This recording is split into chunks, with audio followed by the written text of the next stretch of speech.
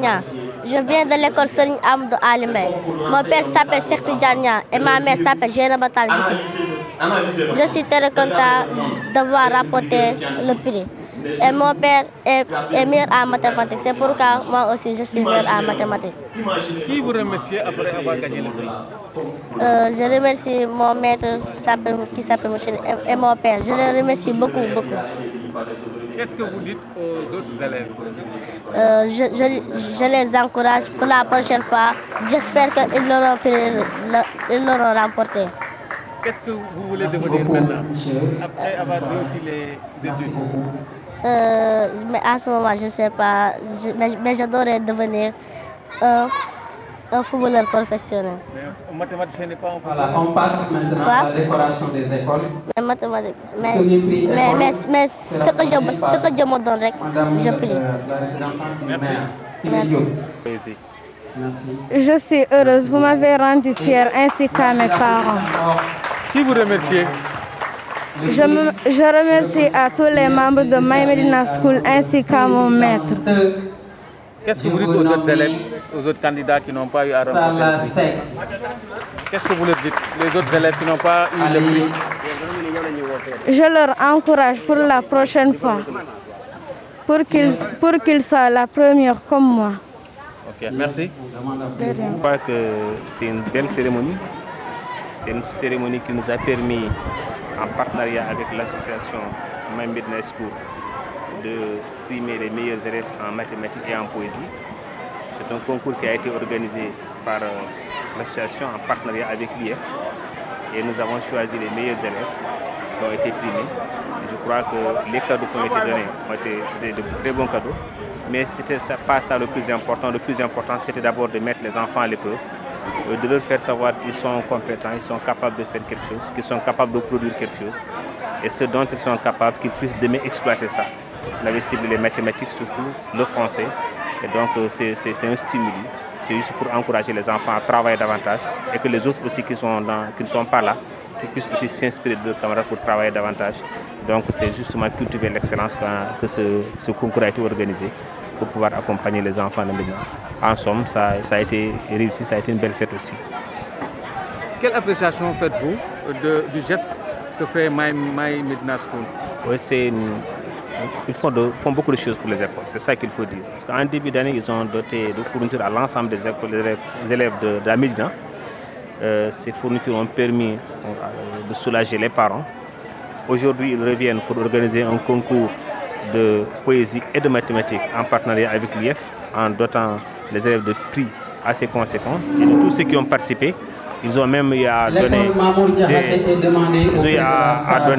des cadeaux à tous ceux qui ont participé à les écoles et à tout le monde. Donc de manière globale, je crois que l'association est en train de faire de très bonnes choses pour l'IF Dakar Plateau et pour surtout les écoles de Dakar Plateau.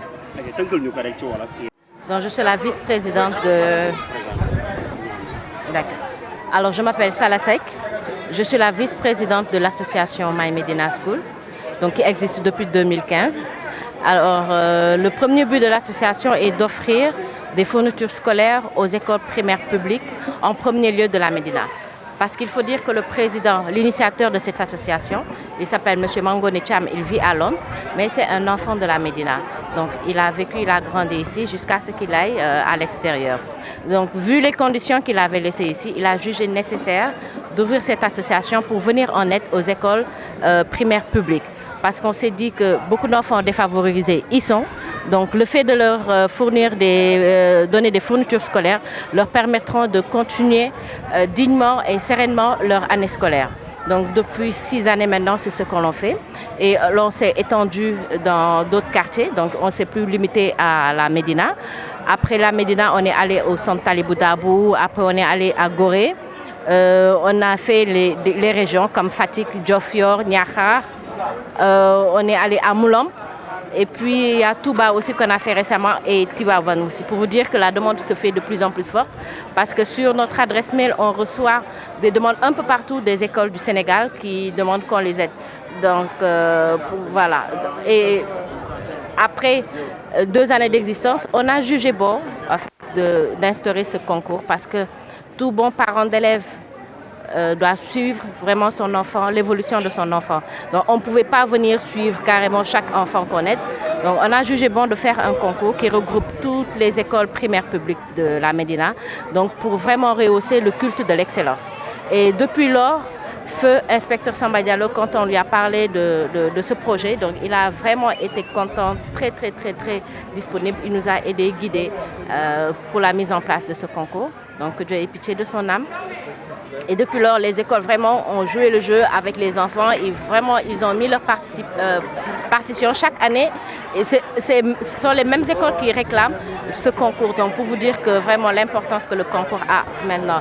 Là, depuis 2018, c'était inspecteur Diallo. Après, depuis lors, les inspecteurs ont changé. Il y avait M. Gaye qui était là. Aujourd'hui, donc c'est M. Ba. Donc nous, on les remercie parce que l'IF est toujours derrière nous. À chaque pas que nous faisons, donc vraiment, ils sont derrière nous à travers Mme Guène. Vraiment, aujourd'hui, c'est M. Ba. Donc on les remerciera jamais assez. Madame Dans votre troisième édition, est-ce qu'on peut savoir si la participation des élèves a augmenté ou pas? Voilà, alors on est à la troisième édition du concours de poésie. Il faut comprendre que le premier concours qui a eu lieu, c'était un concours de poésie. C'est l'année suivante qu'on a mis les mathématiques. Donc, parce que ce n'est pas tout le monde qui est à l'aise avec la langue française. Il y en a d'autres qui sont plus chiffres. Donc c'était pour donner la chance à tout le monde qu'on a fait cela. Alors, c'est une très bonne question que vous nous avez posée. On a limité le nombre d'enfants. Parce que ce qui se passe, ce concours n'est pas sponsorisé. Tout ce que nous faisons, c'est par fonds propres. Et les demandes sont très importantes. Et c'est très compliqué pour nous, vraiment, de prendre beaucoup d'enfants. Donc c'est pourquoi on limite le nombre de 3 pour chaque concours. Donc 3 pour les mathématiques, 3 pour les poésies. Donc ce qui fait 6 élèves juste qui représentent chaque école. Madame, d'où vous tirez vos ressources? Par fonds propres.